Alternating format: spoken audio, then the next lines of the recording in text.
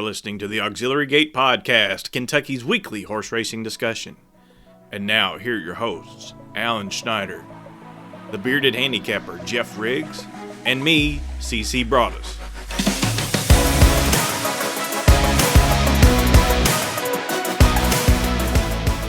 Hello, friends. Welcome to episode number 237 of the Auxiliary Gate Podcast. Lovingly, we call this episode the Kentucky Derby Preview. As we wind our way up to this year's running of the Kentucky Derby. And as always, we have to remind you, we do a special show the week of the Kentucky Derby where we give our prognostications.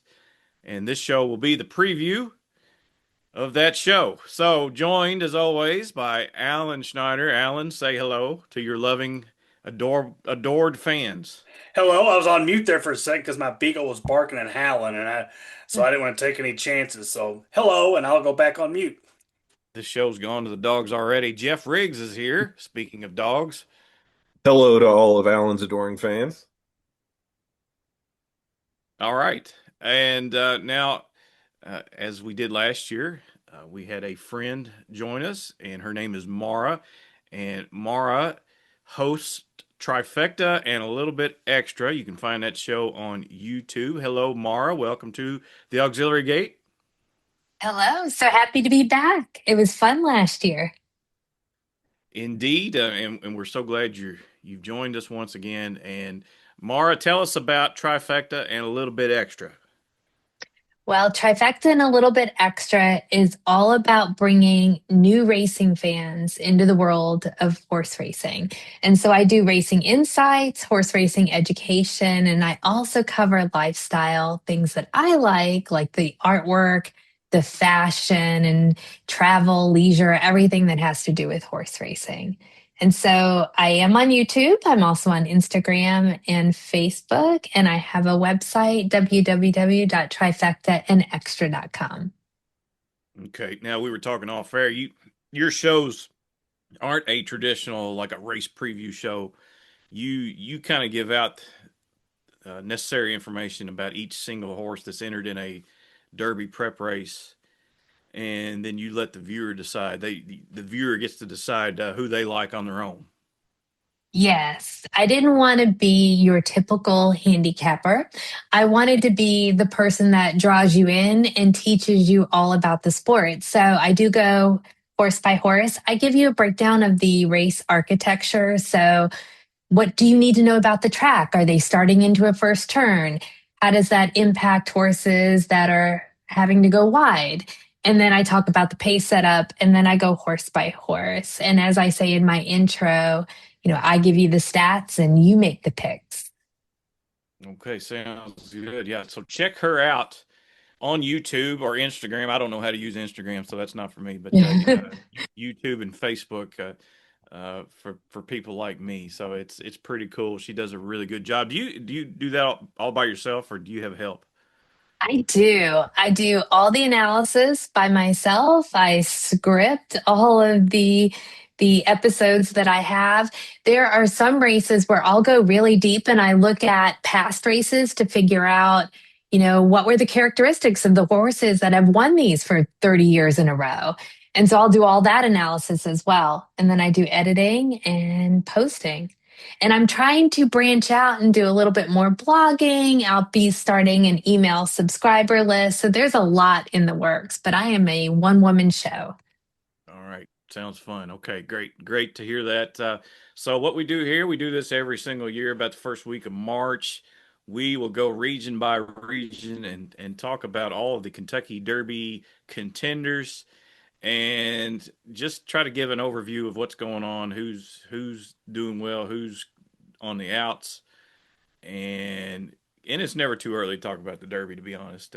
It's one of the rites of spring. Now, spring's not here yet; it's about 3 weeks away, but it's always on our minds, it seems. So let's talk about really the last 3 weeks. The picture has come into view. I think there's been quite a few contenders kind of step to the forefront here in races like the Holy Bull and the Fountain of Youth.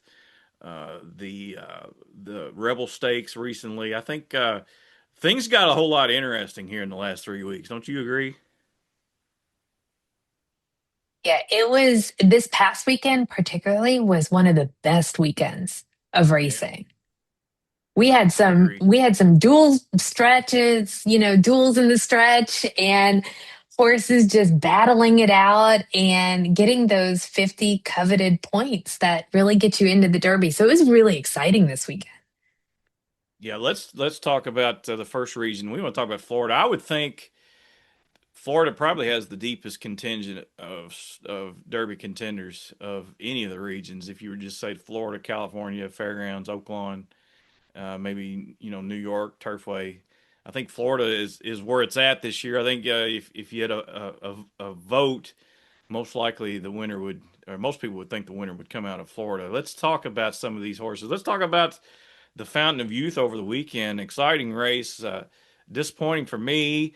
I needed Chief Wallaby to complete my pick four, but Commandment outbattled Chief Wallaby down the stretch. I think if you're a Chief Wallaby fan, you've got a reason to be excited. But Commandment is no slouch. So let's analyze this Fountain of Youth stakes.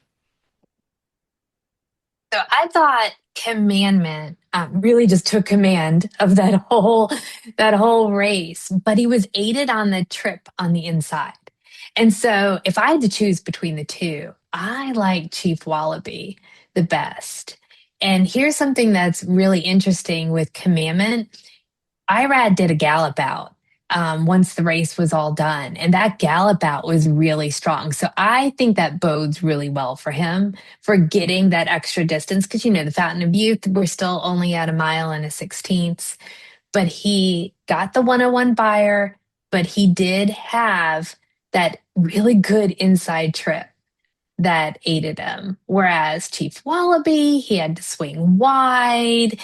And, it was only his second start.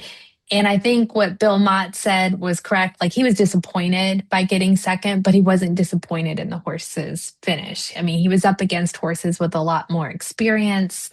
And he really showed that he had a lot of oomph in him. And I think I would take Chief Wallaby over Commandment.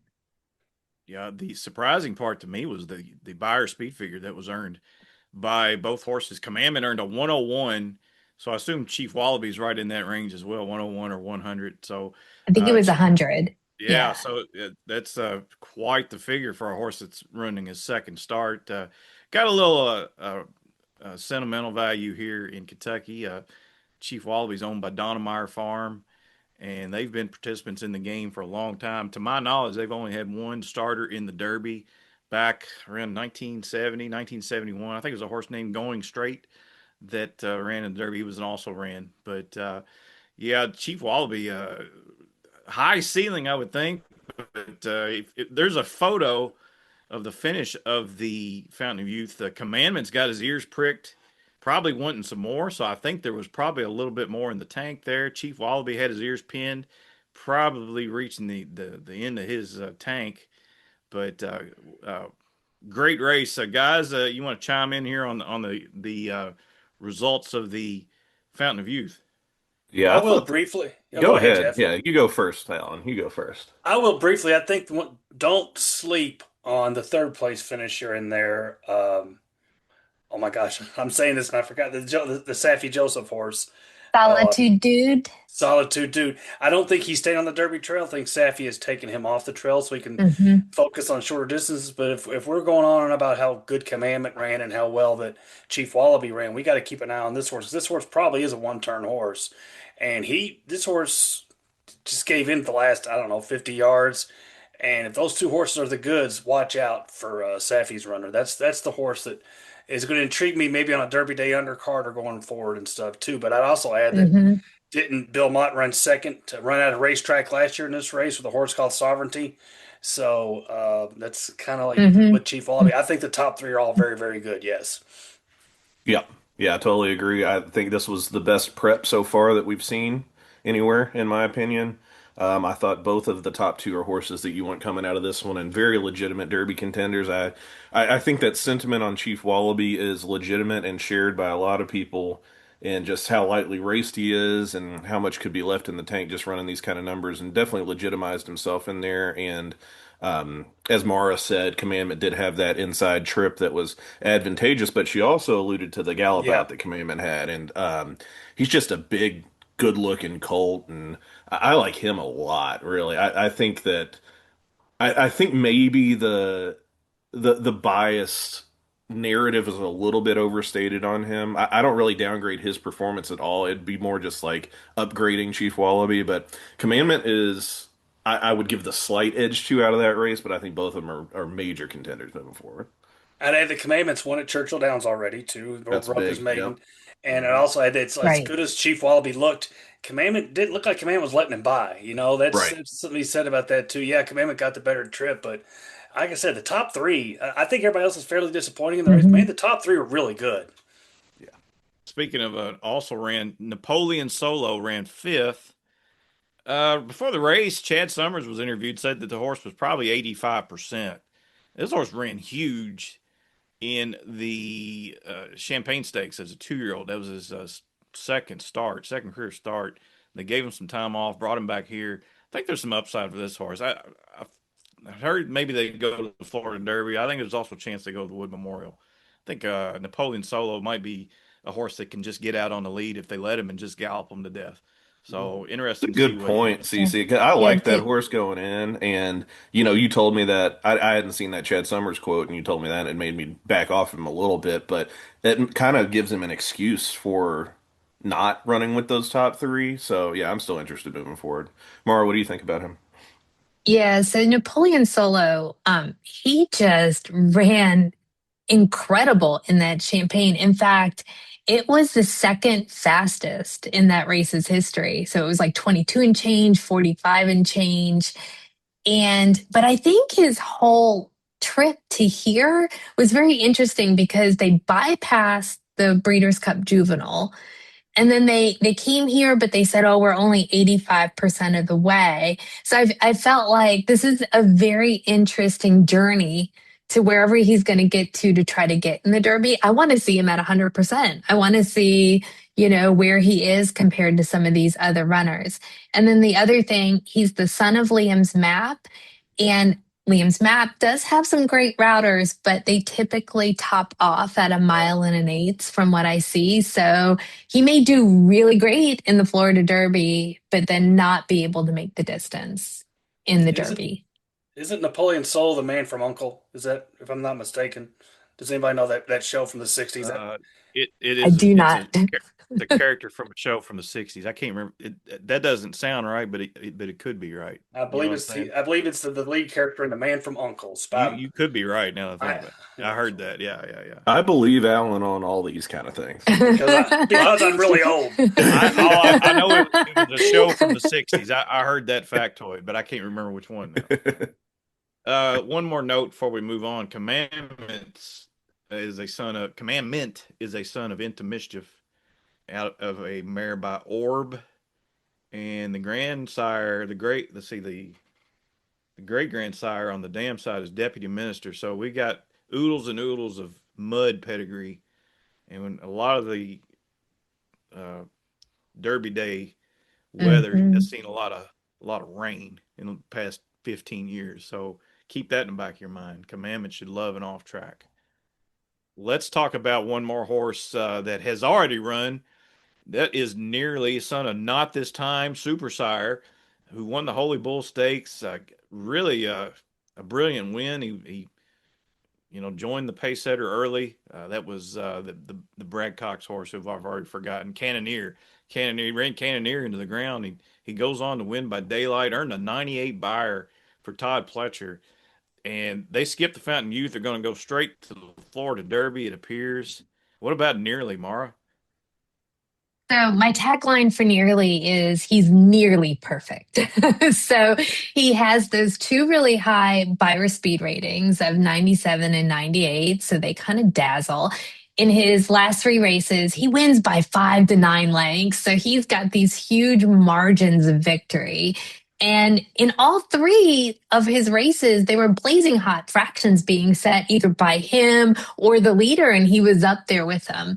But why I say he's nearly perfect, if you look at the Holy Bull, even though he won by 5 lengths, the notes say mild drive. And if you look at nearly compared to Commandment and the final times, Commandment's actually a second stronger than nearly. And it's all because of that final fraction. So the question's going to be, was he just holding back because he was already 5 lengths ahead of everybody else? Or did he just not have that much left in the tank? And so I want to see what he could really do when challenged in the stretch. This Florida Derby really could come up an all timer if you get nearly Commandment, Chief Wallaby. That's a hell of a field. So looking forward to that. Maybe last Saturday of March, I think. Let's talk about some more. Or excuse me, another Derby coming up on Saturday. It's the Tampa Bay Derby. Now, as we're recording this race has not been drawn. I think Tampa does theirs on Wednesday. Their Saturday drawings on Wednesday. But as of now, we're expecting to see Further Ado, the winner of the Kentucky Jockey Club Stakes for Brad Cox, make his 3-year-old debut. He's going to take on Canaletto, a Chad Brown horse, we believe. Although there's been some scuttle that maybe that horse will duck the Tampa Bay Derby, but at the very least, it should be the return of Further Ado, horse that ran a monster at Keeneland back in October. Just a figure that was too high to believe. He won by 20 lengths, and then he kind of regressed a little bit in Kentucky Jockey Club, but he still won. So looking forward to the return of Further Ado. I had mixed emotions about Further Ado because, again, he was the buzz horse, right? Because of that 20 length win. But then he goes to the Kentucky Jockey Club, and the field was kind of questionable in the strength of the field in that race. And then he only gets an 82 buyer. So I really, again, I want to see him in his 3-year-old debut. I mean, is he progressing? Is he there? Can he get back to what he showed us in that maiden win? Now he does have Gunrunner as his sire, so that's promising. But the Dan sire being Sky Mesa, I'm just not really sure if the longer distances are in him. But I'm really excited to see him run again because he has to prove something to me. And then the other thing I read, I always follow Steve Haskin and his Derby Dozen, and he said that this horse has had a series of bullet works at Payson Park, which has a reputation of having a deep surface that really get horses fit. So if he shows up in the Tampa Bay Derby, he should be ready to go. So we should get a good read on him this weekend. Yeah, looking at his pedigree, just showing how old I am. Beautiful Pleasure is the third dam of this horse. Beautiful Pleasure was a really nice distaffer for John T. Ward Jr. back in the day for John Oxley. That was one of John Oxley's first really good horses. Beautiful Pleasure. So, and she was a really good two-turn mare. So I'm trying to find the field for the Tampa Bay Derby, the a prospective field. I'm having trouble here, but I know the race was deeper than just Further Ado and Canaletto, but I don't know. Maybe we'll come back to I know a that. lot of people are really excited about Canaletto. It's Mhm. just a maiden winner, but I do think kind of has the prospect pedigree, as they say, as a potential Derby contender. So he's an interesting one. And yeah, I agree with you on Further Ado as well. I just that a lot of times that happens with horses. I know I was on air at Churchill that day for the Kentucky Jockey Club, and me and Tony were talking about that, how it's just so hard to back up a performance like he had in his maiden breaker. So I don't really hold that one too much against him, especially with him still getting the job done and then got some time off since then to regroup. And it sounds like he's training well. So I think he'll be a major contender for sure. Okay, I found the probables. The Puma, who ran well in his, I believe, second start in the Sam F. Davis. I think this horse is still a maiden for Gustavo Delgado, who had Mage a few years ago. Hmm. You've got Redland Rebels, second place finisher in the Kittens Joy Stakes on turf at Gulfstream. It's for Patrick Biancone. I needed that horse that day. Mhm.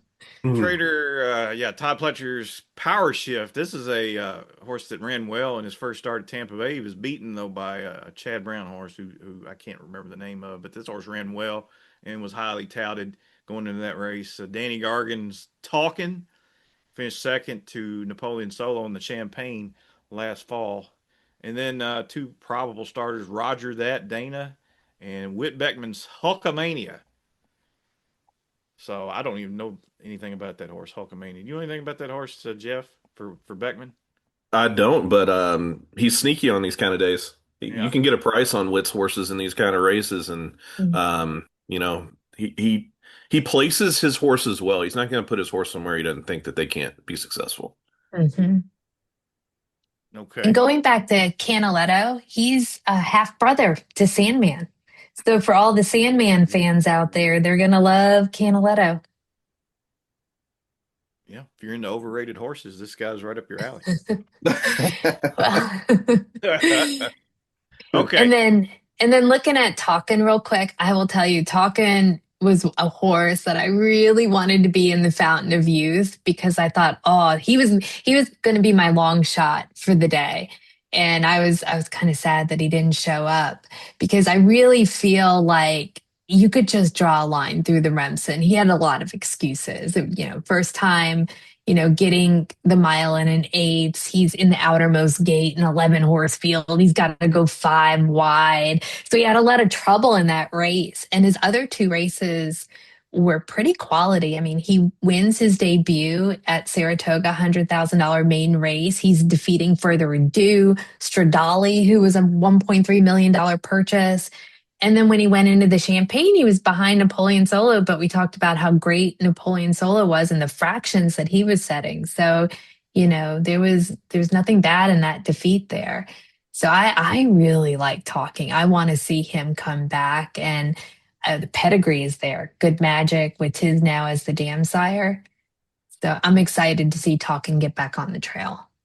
Yeah. Sounds like he could run all day. Let's go. Now let's go to fairgrounds. Let's talk about this. Now, a horse that's probably based in Florida, but we're going to stick him in the fairgrounds region.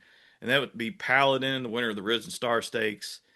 And this is for Chad Brown and the folks that brought you Sierra Leone, or most of them, the Coolmore gang of Magnier Tabor, Derek Smith, Peter Brandt, etc. Paladin, really nice horse, undefeated in 3 starts. This is a Chad Brown special. He ground out a win in that Risen Star. He'll probably go on to the Bluegrass Stakes, a path that we've talked about before. Chad Brown uses this path quite a bit. He'll run his best Derby contenders in this Bluegrass, and He's they'll usually run. successfully used this path. Yeah, exactly. Yeah, they'll Hmm. they'll usually run their best, and then you kind of know what you got going into the Derby. So, Paladin ran down Chip Honcho, a horse that may or may not have used a speed bias to gain that second position. But then you've got a horse in third named Golden Tempo that a lot of Sherry DeVoe fans will find interesting. So let's talk about this Risen Star Stakes and mainly Paladin. So my tagline for Paladin is he's my knight in shining armor because that's what a paladin is a knight. And when I think of Paladin, I think all class because he won two grade two races so far, and both were at the longer distance of a mile and an eighth. And we don't have a lot of horses that we're talking about that have attempted the mile and eighth at least once, and he's gone twice and won both of them by stalking and pouncing. And then, as you mentioned, the day of the Risen Star, you get Chip Honcho go into the lead, very speed friendly day, and he's able to catch up to him and overtake him. And Tyler had said on him, when you call on him, he just keeps on finding. He just keeps getting better the farther he goes. So this is a horse I think, is the top contender right now. And then the pedigree just backs it up. Gun runner with a Tappet mare, $1.9 million purchase. So he's got to be one of the top going into the Kentucky Derby. No matter what he does from here on out, he's going to be one people are going to talk about. Yeah, I agree. Yeah, this horse, like I said though, Chad Brown. I'm thinking of the horses that he's used to vault to the Derby. I'm thinking of Good Magic, Zandon, Hmm. Practical Joke. I think was second or third in this race. Highly Motivated was second, and I know I'm leaving out some others, but they usually run the race in the Bluegrass. So that's a long stretch there at Keeneland from the top of the stretch to the wire. I think Paladin that would suit him perfectly. So yeah, he's going to be really tough to beat in there, I think. May I add something real quick? Yep. And go in keeping with the theme that I'm apparently on. Paladin is also the name of another lead character of a 1960s TV show, I Have told you to Gun Will trust Alan Travel. on these things. It was on CBS in the late 50s, early 60s. So there's your exacta box of 60s TV shows: Napoleon Soul from The Man from Uncle, and Paladin from Have Gun Will Travel. The I'll leave the Paladin expert analysis to you guys. Paladin is also the mascot of Furman University. That That's is true. right. Yeah. Yeah, yeah. Uh, Going into March Madness here. Yeah. Oh, right. well, Golden Tempo, a distant third. My concern for him, I think he might be a little bit of a miler. I'm not 100% certain he wants to go this far, but he'll get another trip or another chance at it in Louisiana Derby. Yeah, I'm So going to Cherie, forgive him in oh, there. Yeah. Go ahead, Mara. I was going to say, Cherie DeVoe said that she's going to be putting blinkers on him for That's the right. Louisiana Derby. And she considered doing that equipment change prior to the Risen Star, but decided against it given that he had won his, prior two races. So it'll be interesting to see how that equipment change does for him because he's just that drop back, make one big run kind of guy. Run. Yep, that is definitely interesting, and I like Golden Tempo quite a bit coming out of that race. I thought he ran better than looks in the Risen Star, and we already mentioned the speed bias of the track that day. I know there was some debate on that about how severe it was, but I think it's definitely needs to be taken under consideration. And just one thing that I like about the Louisiana prep season in general, Mara kind of alluded to this earlier, is that they run longer races. You Hmm. get the longest Derby preps through that Louisiana circuit. So battle tested that way, and then just last thing on Paladin, I agree, he's a monster. He got raving reviews on track going into the race. I don't think he did anything in the race to make you think anything otherwise. And pedigree and upside says it's all up from here. Chad has danced this dance before, and we'll have him at his best on the first Saturday in May. Paladin earned a 93 Beyer speed figure, so he is a little bit slower than some of his counterparts. So he'll have to up his game. But like we said, that's what Chad does going into the bluegrass. So we would expect improvement there. Another horse from Louisiana we want to talk about, Reagan's Honor, who is the only contender that I'm aware of that has beaten older horses. Beat older horses in an allowance race at the fairgrounds recently. And this is again for Sherry DeVoe, the son of Honor AP out of a Medaglia d'Oro mare. So according to pedigree, this horse should be able to run all day. Now he did, I think he got an easy lead in that spot, but still, beating older horses is that's no small Smashed older task. horses. Yeah. Yeah, yeah. So Yeah. And another fact about that race, the final time was a minute 42. That's Mhm. faster than what we just saw in the Fountain of Youth and the Rebel. whoa, okay. Did not know that. all right, Yeah, that was a huge win for sure. We'll see if he can back it up, but that was one of those kind of wow performances when watching that race, I remember.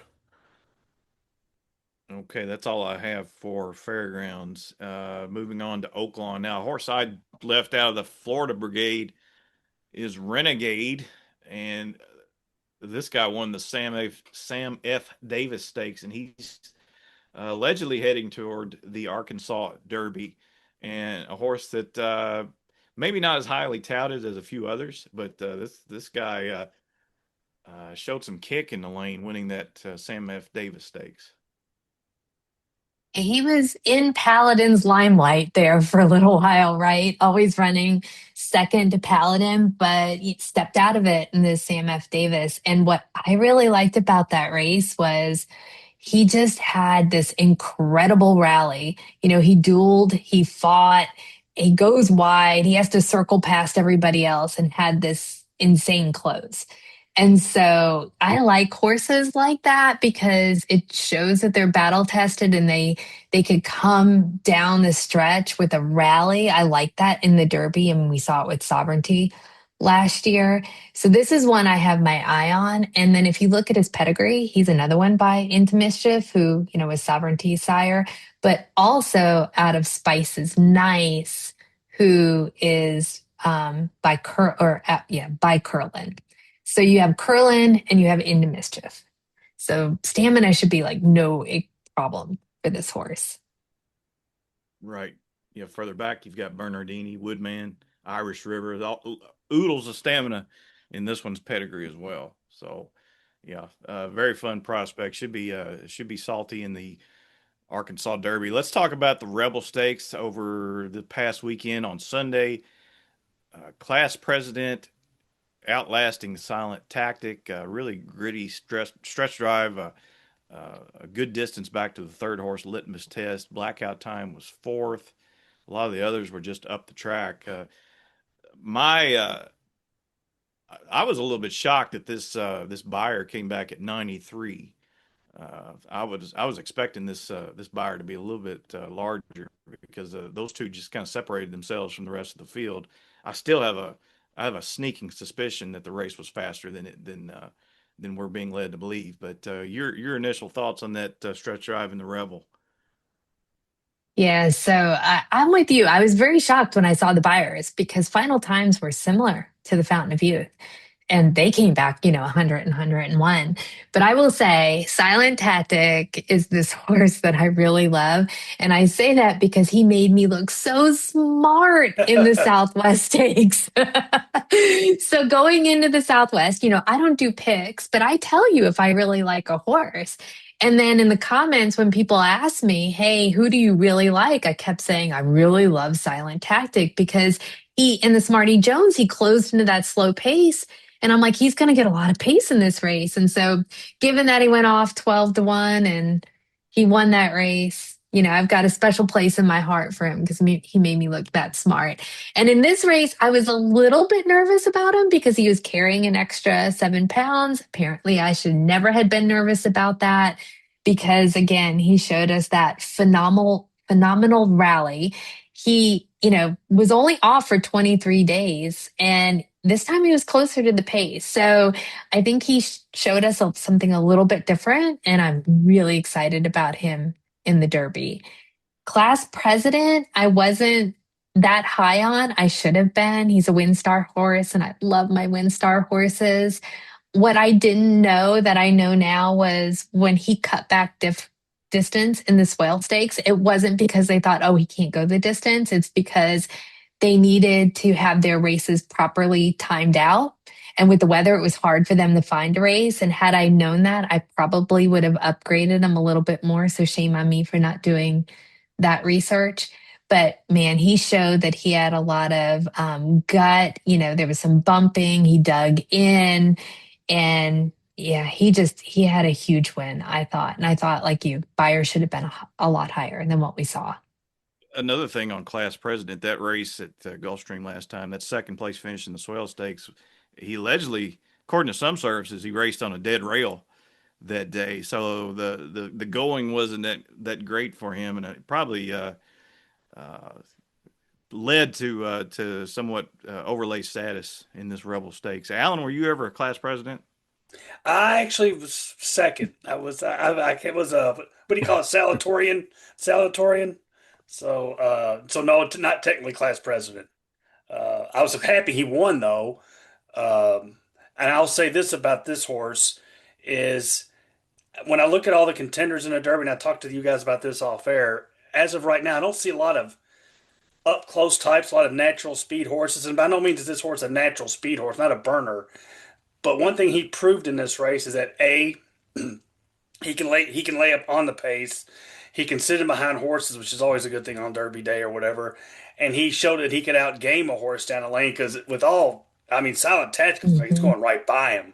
And John Velasquez made that little move where you don't hurt a horse, but you get out to where you can see him, and then it comes down to who's going to outfinish who when you eyeball him. And he out finished a horse who was rolling on the outside in Silent Tactic, who ran huge. So the fact that he can lay close is something that I like. The fact that he was able, the way he finished the race makes me think he can go longer.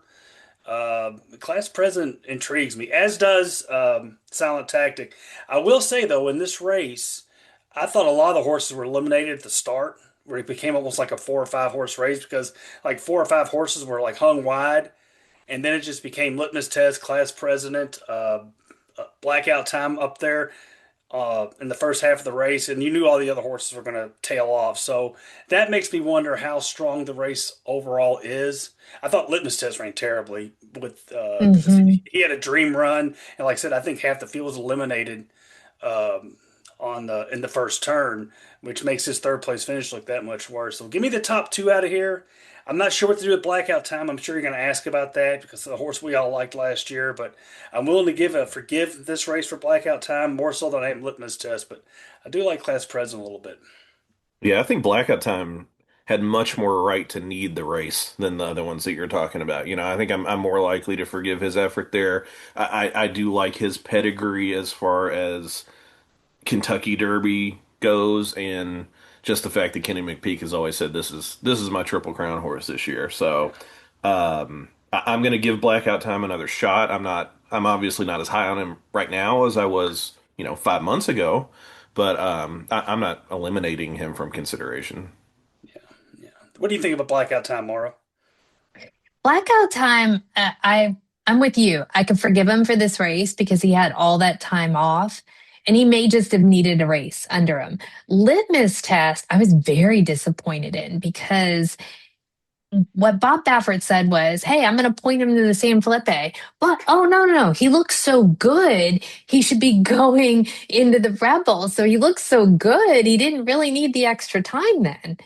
And Yeah, then, he shows up and he has that poor performance. So, I was very high on litmus test going into this race, and he very much disappointed me. yeah. The race shape, the way the race flow of this race eventually played out, I would say his third place finish was worse than it actually looked. Hmm.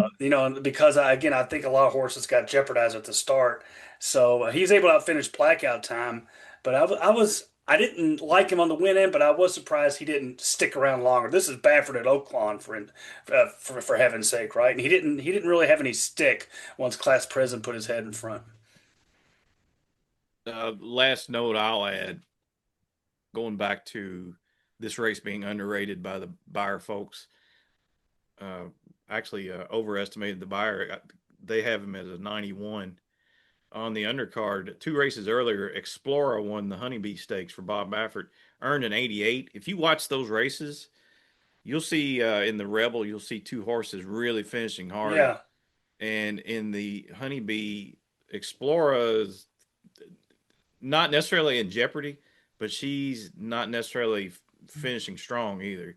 And just 3 buyer points apart. I think one race is Hmm. better than the other. So maybe they got that wrong. That's all I'll May- say for now. But we'll know for sure next time. I think they'll all meet in the Arkansas Derby. So um, should be a great race again. These preps are really setting up really fun.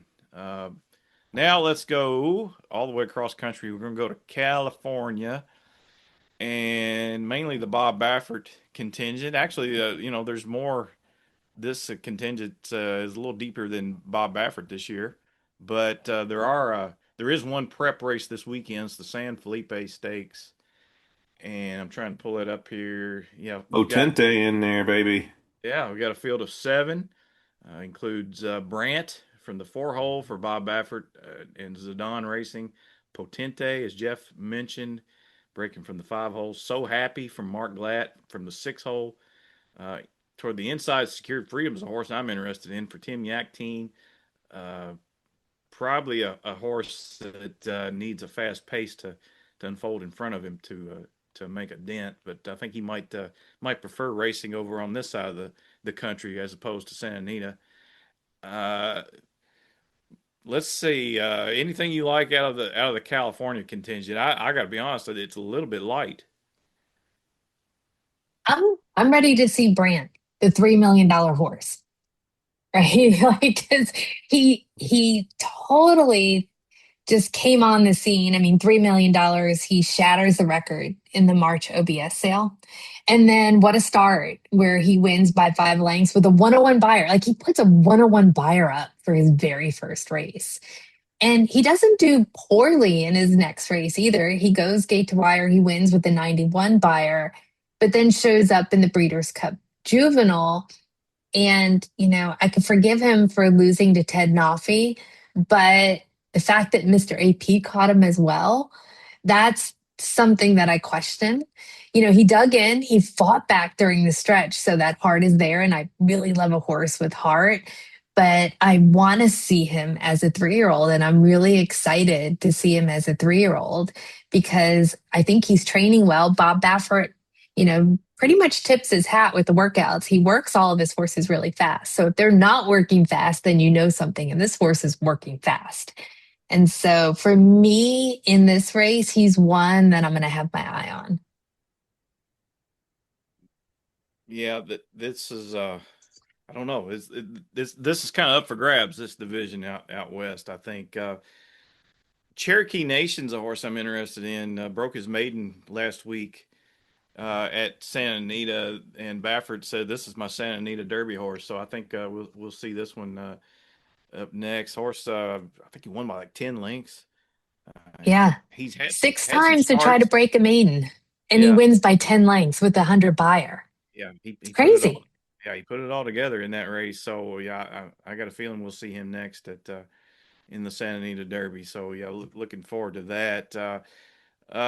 Boyd is a horse that we haven't heard from yet. There was some chatter that he might show up in the Virginia Derby next weekend. Would be interesting to see him show up there. If he shows up there, that's kind of like one prep territory. 6 weeks out, I think, or maybe 7 weeks. 7 weeks out from the Derby, Mhm. the Kentucky Derby. I don't know if he can squeeze another one in there. What do you think about Boyd? Maybe just a sprinter, or is there something more there?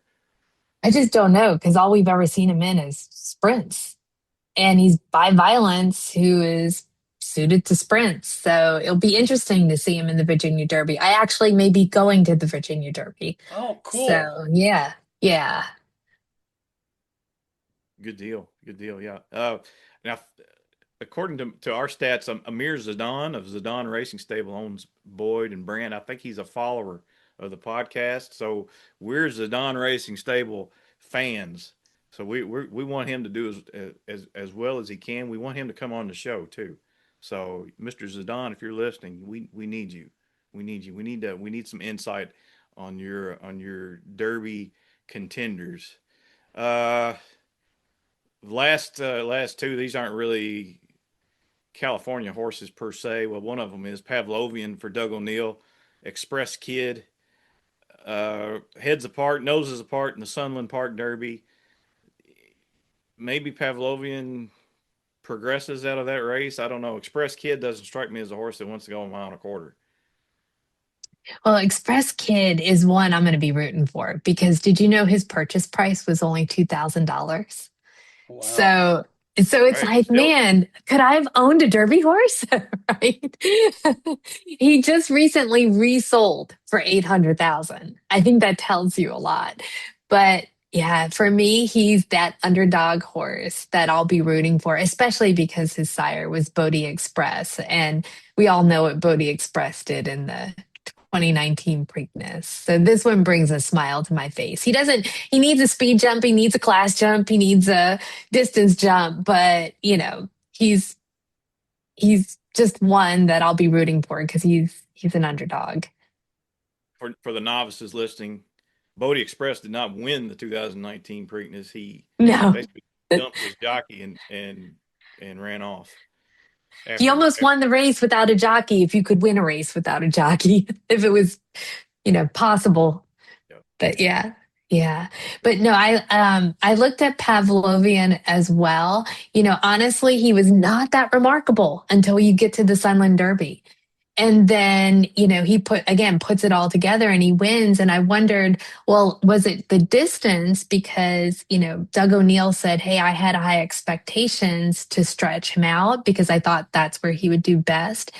But if you look, he was also in the California Chrome Cal Cup Derby. That was also the same distance, a mile and a 16th.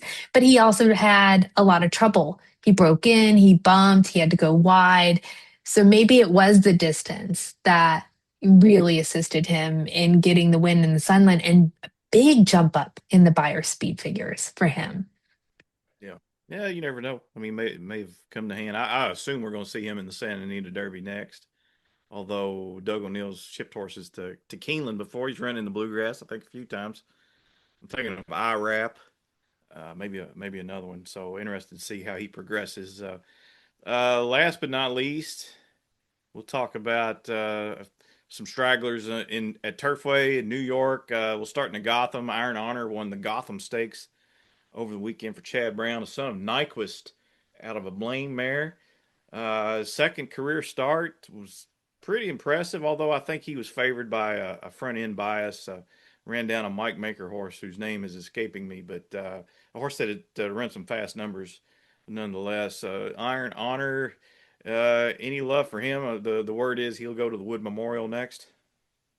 Yeah, I found his performance to be really eye catching. And if you look at his first race at 6 furlongs, even Chad Brown said, wow, I was really surprised he won that race because given his pedigree, he shouldn't have won such a sprint like that. And only good horses can do that. And, he gets a 95 buyer. That was one of the top that we saw fastest for a 2 year old.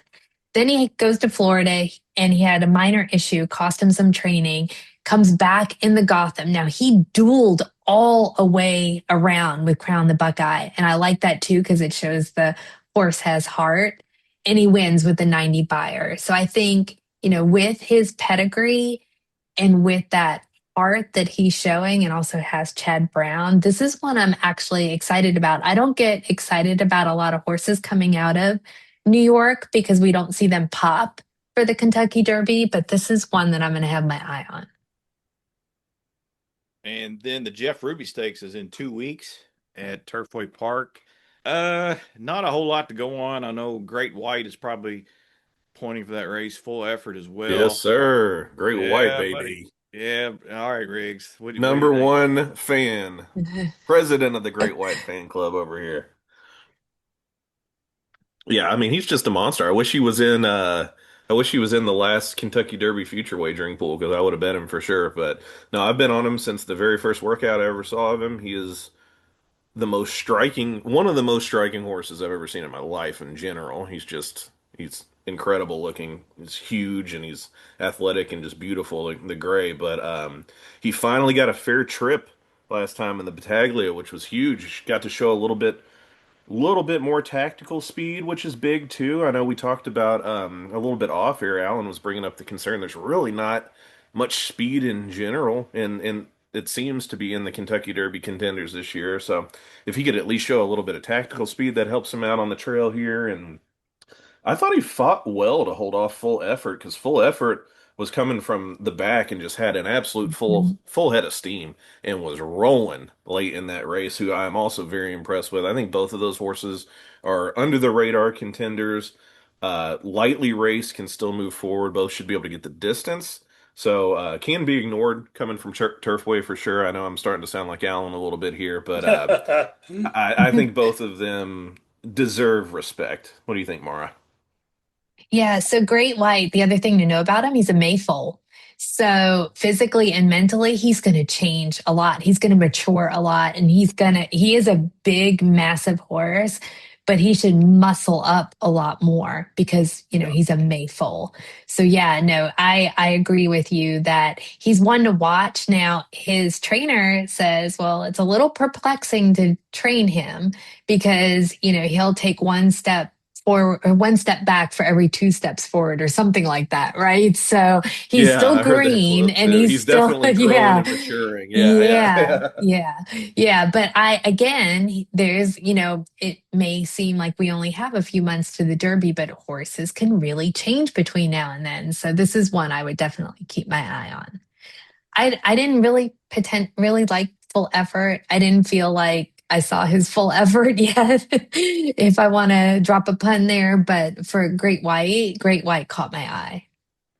I have a question real quick, and I don't know who all is going to be end up in the Jeff Ruby. There'll be other contenders, but locally, Great White and Full Effort will be the ones people key on, right? I wonder who goes off lower odds, Great White or Full Effort. What do you think, Jeff? I think full effort will be favored next time they face off, just because how he's making up ground late and the connections. Yeah, the I think connections. I think that's a big deal with it, and but I'm once again going to be on Great White like I have been in every one of his starts so far. Yeah, I mean, of course, the price will be lower Yeah. for both of them. But as I'm thinking of this because like uh, there's that Mhm. final gambit comparison with Full Effort. I would guess if you made me put my money down right now, and again, this is before we know who else is in the field, that Full Effort probably goes off a lower price than Great White, which would be surprising, but I would understand it. Yeah, I'm trying to Yep. find a Totally list agree. of probables for this Jeff Ruby Stakes, and it's not going well as usual. That's I'll say real quick while you do that, if Sonny Leon can win a Kentucky Derby, why can't Alex Ashard, right, Jeff? exactly right.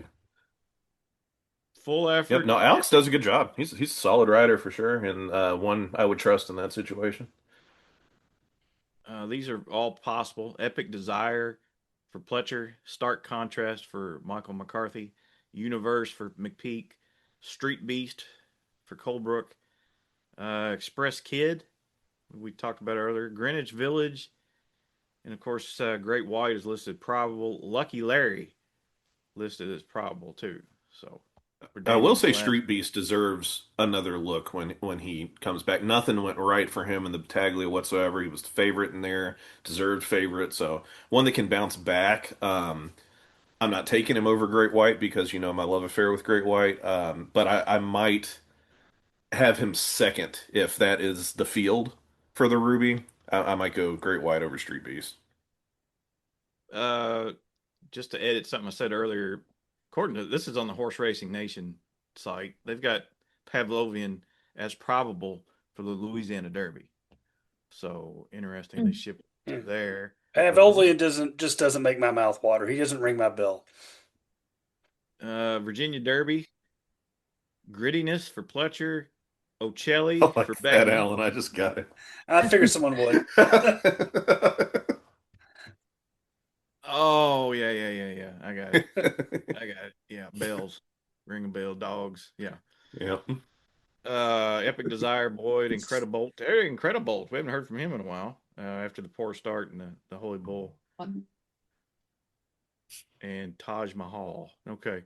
Last thing, anything from overseas? I don't hear anything about the Japanese contenders. I'm sure if one of those were to win a UAE Derby, hopefully they'll run that at the end of the month. But I don't know. I don't know how that's going to pan out.